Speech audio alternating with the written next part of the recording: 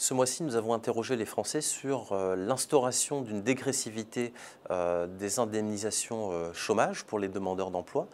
Dégressivité qui a été mise en débat ces derniers jours par le gouvernement dans la perspective de la renégociation par les partenaires sociaux de la convention UNEDIC. Et il ressort des résultats du sondage que 58% des personnes interrogées se déclarent favorables à une telle mesure. Mais de l'autre côté, on en a 42% qui s'y déclarent opposés, ce qui est une minorité pas négligeable du tout. Ce sont les catégories de population les plus susceptibles d'être concernées par cette mesure, si elle était mise en œuvre, qui sont aussi les plus partagées, voire les plus critiques par rapport à cette éventualité.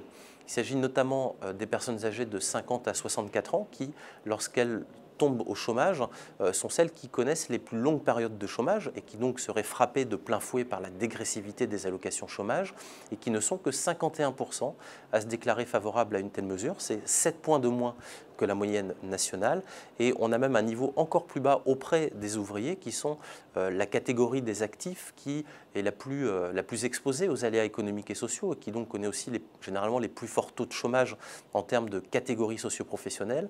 Et là, chez les ouvriers, on en a 51% qui se déclarent opposés à cette mesure. Seuls 48% y sont favorables. C'est 10 points de moins que la moyenne nationale. En fonction de la préférence politique des personnes interrogées, on s'aperçoit que là aussi, autant la mesure est d'une certaine façon plébiscitée par les sympathisants de la droite et du centre, voire même du Front National, autant les sympathisants de gauche apparaissent très partagés à ce sujet, avec deux camps égaux qui se font face.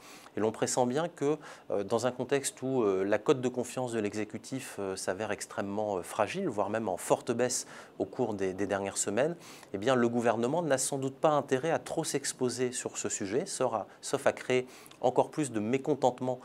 Et donc, il a sans doute plutôt intérêt, effectivement, à s'écarter quelque peu de ce sujet et à laisser les partenaires sociaux endosser la responsabilité d'une éventuelle mise en œuvre de cette mesure. C'est tout l'intérêt sans doute du gouvernement. Il va falloir voir maintenant comment est-ce que les choses évoluent dans la négociation qui n'a pas encore commencé entre les syndicats, les représentants des salariés et les représentants du patronat. Négociations qui auront lieu au cours des prochaines semaines.